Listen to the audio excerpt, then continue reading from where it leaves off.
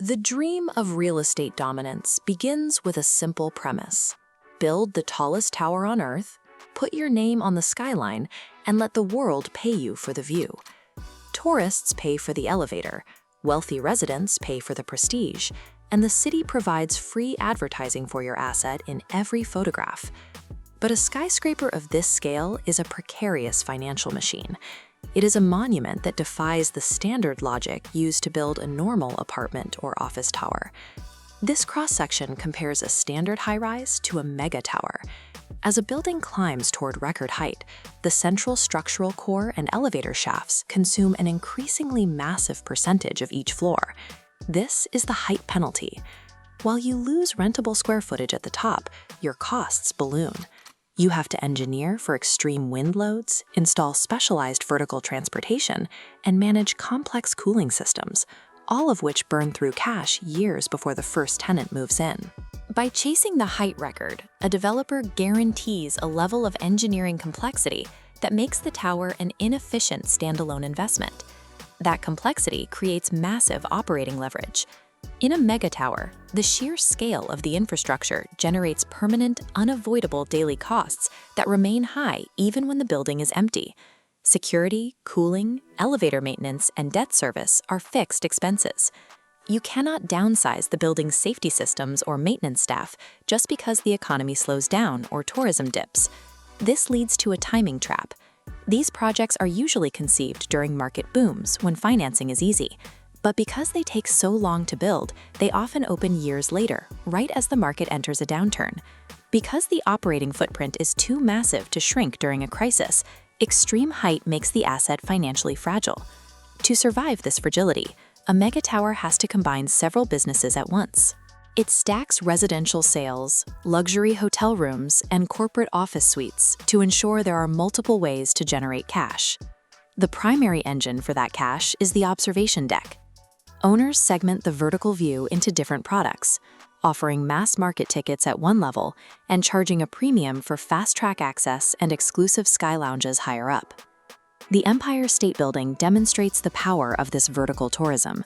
In 2025, its observatory segment alone generated over $128 million in revenue, effectively turning the building's height into a standalone business line. But this revenue model relies on factors the developer can never fully control. Global travel sentiment, airline connectivity, and foreign exchange rates dictate the daily traffic flow. You may own the skyline, but your revenue is held hostage by the global tourism market. Before construction even begins, a developer must clear a gauntlet of gatekeepers. Banks, insurers, utility providers, and fire authorities all have to believe the project is viable before the first floor is poured. If that confidence wavers or construction stalls, the tower becomes a capital trap.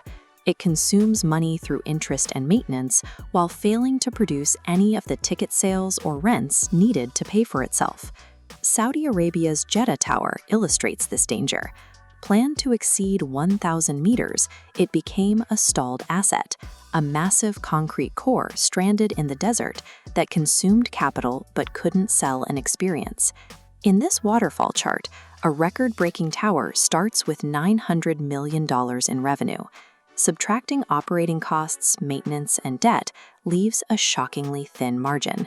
If tourism slumps 20%, revenue shrinks, but fixed costs stay rigid, quickly pushing the operation into the negative.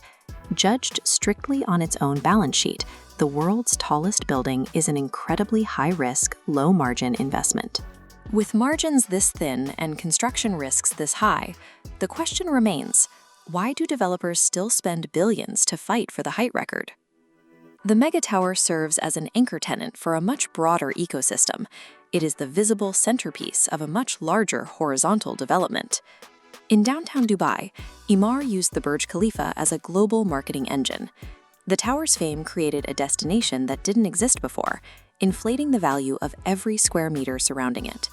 The real profits are captured horizontally.